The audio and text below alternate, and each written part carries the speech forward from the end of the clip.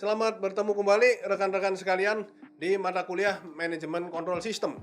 Bersama saya Bambang Leo Handoko. Topik pertama kita adalah Management and Control and Research Control.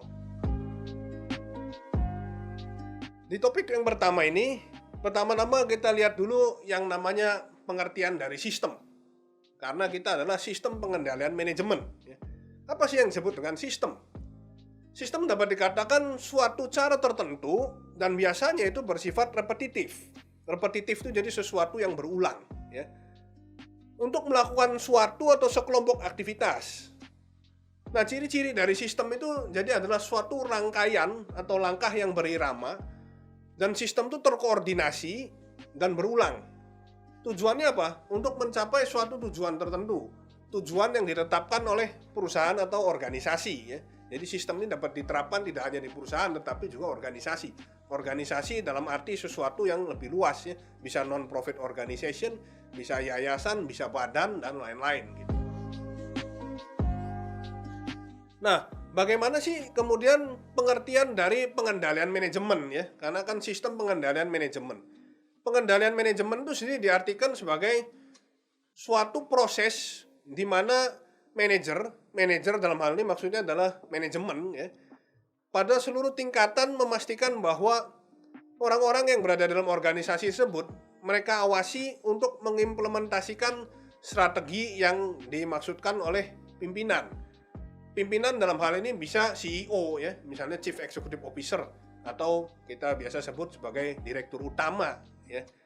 Jadi direktur utama merumuskan strategi yang harus dilakukan di perusahaan. Kemudian bagaimana seluruh bagian dalam organisasi itu mereka melaksanakan atau tidak gitu. Jadi jangan sekadar strategi itu hanya paparan saja atau wacana tetapi tidak berjalan. Nah, inilah tugas atau fungsi dari pengendalian manajemen, bagaimana kita itu sebagai rambu-rambu supaya strategi tersebut bisa berjalan. Tujuannya apa? Supaya tujuan dari organisasi atau perusahaan bisa tercapai seperti itu. Nah, bagaimana bisa berjalan? Pertama, tentu kita harus mengkomunikasikan, ya. Jadi bagaimana strategi itu bisa dikomunikasikan. Dikomunikasikan kepada siapa? Ke setiap departemen dalam perusahaan atau organisasi. Kita tahu dalam perusahaan atau organisasi banyak terdiri dari departemen-departemen atau fungsional, ya. Sebut saja misalkan departemen marketing, departemen sales, ya, mereka yang generate revenue. Departemen sumber daya manusia, HR, mereka yang mengatur tentang kepegawaian, ya. Kalau di perusahaan atau industri manufaktur, kita punya departemen produksi, mereka yang memproduksi, ya, barang bahan mentah menjadi barang jadi. Ada departemen accounting dan finance yang melakukan pencatatan dan bagaimana mengelola dana keuangan seperti itu. Ada departemen internal control, ya, atau internal audit dari perusahaan, mereka yang akan mengawasi menjadi auditor internalnya dari perusahaan.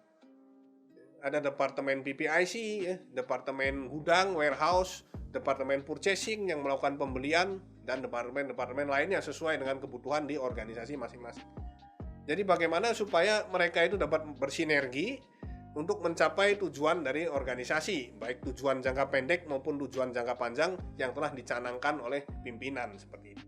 Jadi butuh suatu sistem terintegrasi, butuh selalu diawasi supaya jangan sampai keluar dari jalur seperti itu.